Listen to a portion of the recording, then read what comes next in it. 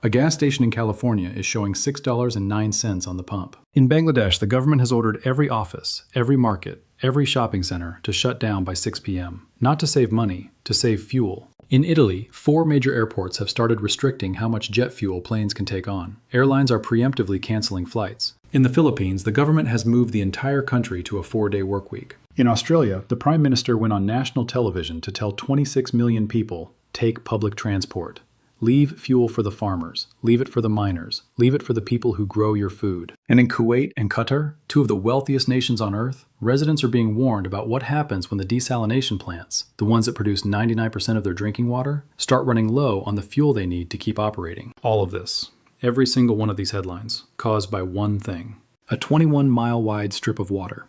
Closed. This video is going to show you exactly what happens to the world if the Strait of Hormuz stays shut. Not the vague economic warnings you hear in passing. The specific, measurable, country-by-country collapse that is already beginning and will accelerate dramatically if this crisis is not resolved. If this is the kind of deep analysis you depend on, subscribe before we go any further. It costs you nothing and it helps this channel keep doing this work. Now, here is what the world is facing. First, understand the geography of dependency. The Strait of Hormuz is not just an important waterway. It is the single most consequential 21 miles of ocean on the planet. Before this war, roughly 20 million barrels of oil passed through it every single day. That is approximately 20% of the world's entire daily oil supply. Moving through a passage that, at its narrowest point, is only as wide as the distance between some city neighborhoods. Add to that roughly 20% of the world's liquefied natural gas, 1/3 of all global fertilizer trade, significant volumes of helium, sulfur, aluminum, methanol, and petrochemicals. Everything flowing out through those 21 miles, heading to Asia, to Europe, to every economy on Earth that runs on energy. Iran closed it on March 4, 2026. An IRGC commander stood in front of cameras and said, "The strait is closed. Anyone who tries to pass will face the heroes of the Revolutionary Guard. Ships will be set ablaze." They meant it. Since that declaration, Iranian forces have attacked more than 21 merchant vessels. They've sunk a tugboat. They've struck tankers anchored in ports hundreds of miles away. They've seeded the seafloor with naval mines. American intelligence confirmed at least a dozen mines are sitting in those 21 miles right now. Invisible, lethal, waiting. Maritime shipping giants Maersk and Hapag-Lloyd,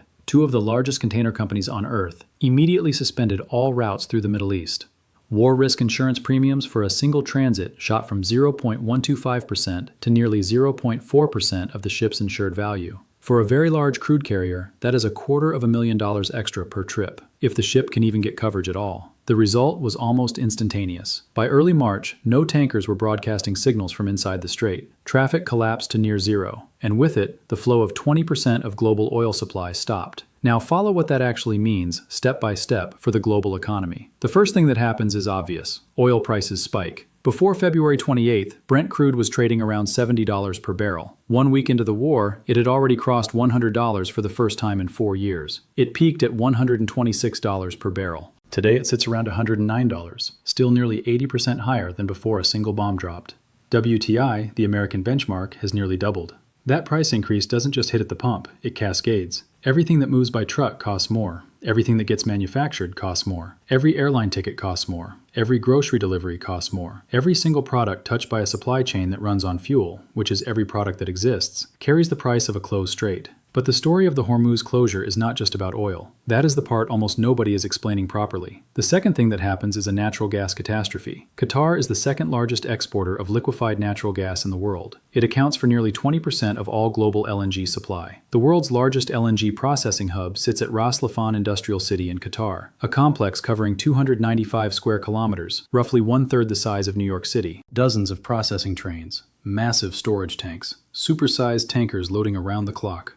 On March 18th and 19th, Iranian missiles hit it. The strikes knocked out 2 major production facilities, 17% of Qatar's entire LNG export capacity. Gone. The damage, according to Qatar Energy's own CEO, will take 3 to 5 years to repair. The cost in lost revenue, $20 billion per year. Qatar Energy has declared force majeure on long-term contracts with buyers in Italy, Belgium, South Korea, and China. Force majeure. The legal term that means we cannot deliver what we promised. We cannot be held responsible. You are on your own. For Europe, this is a disaster arriving at the worst possible moment. Heading into 2026, European gas storage was already at just 30% capacity after a brutal winter. Now the Qatari gas that was supposed to refill those tanks through summer isn't coming. European natural gas prices have nearly doubled. Dutch TTF benchmarks, the European standard, surged past €60 per megawatt hour. The European Central Bank postponed planned interest rate cuts. Economists are warning that energy-intensive economies in Germany and Italy face high recession risk if the strait closure extends through the summer refill season. UK inflation is projected to breach 5% in 2026, not because of domestic policy, because of 21 miles of closed ocean. The third catastrophe is the one nobody is talking about yet: fertilizer. Roughly 1/3 of the entire global fertilizer trade passes through the Strait of Hormuz. The Gulf region produces nearly half of the world's urea and 30% of its ammonia. Urea prices have already jumped 50% since the war began. This matters in a way that will not be felt immediately. It will be felt in 6 months, in 12 months, in 2027. Here is why. The spring planting season in the American Midwest, the season that determines corn and soybean yields for the entire year, is happening right now. Corn is the primary feedstock for U.S. beef, poultry, and dairy. A disruption to fertilizer supply during planting season doesn't just reduce this year's yields, it reduces the food supply for the following year. The damage ripples forward in time. Analysts are already warning that if fertilizer shortages persist through the planting window, food price inflation could extend well into 2027. Not as a projection, as a near certainty if the strait doesn't reopen. And it goes even further. Sulfur, which is a byproduct of Gulf oil refining, flows through the strait in massive quantities. Nearly half of all global seaborne sulfur trade passes through these 21 miles. Sulfur is the feedstock for sulfuric acid. Sulfuric acid is essential for two critical industries: the chemical process that refines nickel and cobalt for electric vehicle batteries, and the production of phosphate fertilizers. Industrial slowdowns linked to sulfur shortages are already appearing in Indonesia and across the copper belt of Africa. The strait closure is not an energy crisis. It is a cascading collapse that touches energy, food, manufacturing, clean technology, and agriculture simultaneously. There has never been a single chokepoint disruption that hit this many supply chains at the same time. The fourth consequence is an oil production shutdown that doesn't get enough attention. Iraq shut down its Rumaila oil field in early March. Rumaila is one of the largest oil fields in the world. Iraq didn't shut it down because it ran out of oil. It shut it down because storage in the region was full. The tankers couldn't leave. The oil had nowhere to go. When storage fills up, producers have no choice. They shut the wells. You cannot pump oil with nowhere to store it. By mid-March, Saudi Arabia, Iraq, Kuwait, and the UAE had collectively cut oil production by at least 10 million barrels per day. 10 million. The combined output of an economy built entirely around exporting energy, sitting idle, because 21 miles of water are closed. For the Gulf states, this creates an almost surreal domestic crisis. These are nations that import more than 80% of their food through the same strait that they can no longer export oil through. Kuwait and Qatar import virtually all of their drinking water through desalination, a process requiring electricity and fuel that is now in short supply. By mid-March, 70% of the Gulf's food imports were disrupted. Grocery prices across the region spiked between 40 and 120% in weeks. Retailers began airlifting basic staples, flour, rice, cooking oil, just to keep shelves from emptying. The richest energy-exporting nations on Earth, facing a grocery supply emergency because the waterway they depend on is now a war zone. Now look at what the economists are projecting if this doesn't end. The Federal Reserve Bank of Dallas built an economic model specifically around this scenario. Their finding? A one-quarter closure of the Strait of Hormuz, removing 20% of global oil supply, is expected to lower global real GDP growth by an annualized 2.9 percentage points. That is not a slowdown, that is a hard landing. And for every additional month the strait stays closed, oil prices are expected to rise by $10 to $15 per barrel. The strait has been closed for 5 weeks. Do that math forward through summer. At $140 oil, Oxford Economics modeled a breaking point for the global economy. The Eurozone in contraction, the UK in contraction, Japan in contraction, the United States in economic standstill. At $170 oil, Bloomberg Economics projects a stagflationary shock with no modern historical parallel. Not 2008, not the 1970s oil embargo, something larger. U.S. government officials and Wall Street analysts have now started running models on $200 per barrel oil, a number that has never existed in history. A number whose consequences, even the analysts admit, are not fully understood because no economic model has ever had to price it. The head of the International Energy Agency used a specific phrase: the greatest global energy security challenge in recorded history. Not in recent history, in recorded history. The emergency measures being taken right now are real, but they are buying time, not solving the problem. The IEA coordinated a release of 400 million barrels of oil from strategic reserves, the single largest emergency release in history. The U.S. temporarily lifted sanctions on some Russian and Iranian oil to give markets breathing room. Saudi Arabia and the UAE have diverted some crude exports through pipelines that bypass the strait. The Petroline pipeline running across Saudi Arabia to the Red Sea port of Yanbu has ramped up. Pakistan formally asked Saudi Arabia to reroute shipments through Yanbu. Saudi Arabia arranged at least one crude shipment that way. But these pipelines have a ceiling. They can carry about 4 million barrels per day at maximum capacity. The strait was handling 20 million. The arithmetic does not work. The bypass routes cover 20% of the disruption. The other 80% has nowhere to go. Strategic reserves are not bottomless. They exist to cover short disruptions of days or weeks, not months. Analysts are warning that by mid-April, just weeks from now, even with record emergency releases, the supply gap doubles as reserves run thin and no alternative routes can absorb the shortfall. The window for emergency measures to hold the line is closing. The human reality of what this closure means is visible in places the cameras aren't going. In Los Angeles, gas station signs are showing prices not seen since the worst supply shocks of the last century. $6.09 per gallon. And Americans are, relatively speaking, among the most insulated people on Earth from this crisis. The U.S. is the world's largest oil producer. American domestic supply is real. American consumers are still paying nearly $4 a gallon average nationally, up 80 cents in a month, but they are not experiencing the acute shortages hitting Asia and the developing world.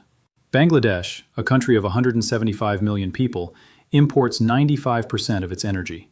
The government has slashed office hours across the public sector and forced markets to close by 6 p.m.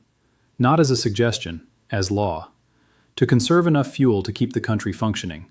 The Philippines shifted to a 4-day national work week, reducing driving, reducing electricity consumption, keeping reserves for essential services.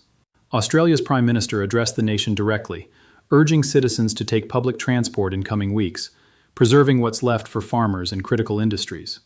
Zimbabwe, Nigeria, Pakistan, and Vietnam are all experiencing severe fuel shortages. The developing world, which entered this crisis with no buffer, no strategic reserves, and no alternative suppliers, is being hit first and hardest. In Europe, airports in Bologna, Milan, Treviso, and Venice placed restrictions on jet fuel. Airlines are canceling flights proactively, not because planes are grounded, because the fuel those planes need isn't flowing from the facilities that were producing it. Italy's long-term LNG contracts with Qatar, the ones meant to heat homes and power factories through 2026 and beyond, are now under force majeure.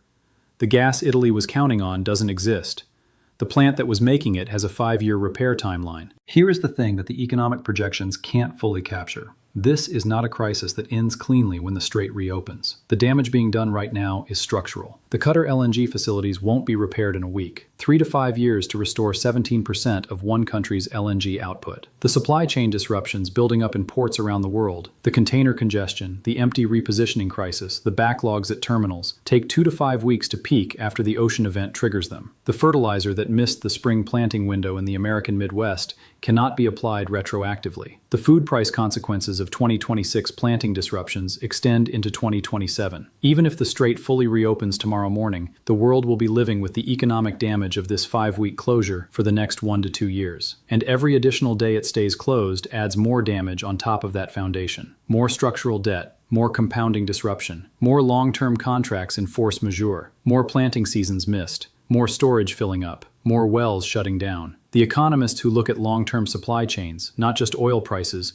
are the ones who are most alarmed right now, because they understand that markets can recover from price spikes. Markets cannot recover quickly from broken infrastructure and missed agricultural seasons. The mainstream media is showing you oil price charts and diplomatic standoffs. They are counting the deadlines. They are reporting the social media posts. They are not showing you the Rumaila oil field sitting idle because Iraqi storage is full. They are not explaining that the Ras Laffan complex that just got hit by Iranian missiles supplies 1/5 of global LNG and won't be repaired for 5 years. They are not walking through the fertilizer math and what a disrupted spring planting season means for what you pay for food in 2027. They are not talking about the helium shortage building inside the strait. Helium that is not optional for MRI machines, semiconductor manufacturing, and fiber optic cable production. They are not connecting the sulfur disruption to the EV battery supply chain that the entire green energy transition depends on. The reassuring story is, emergency reserves are holding, prices are elevated but manageable, and a diplomatic deal is possible. The terrifying story is the reserves are running out, the structural damage is compounding daily, and the world has never tested what $200 oil actually does to a globalized economy. A 21-mile strip of water, 20% of global oil, 1/5 of global natural gas, 1/3 of global fertilizer, 5 weeks closed. And the clock that actually matters is not the one on Trump's Tuesday deadline. It is the one counting down to mid-April, when the emergency reserves thin out, when the supply gap doubles, when the math stops working even for the optimists. That clock does not extend.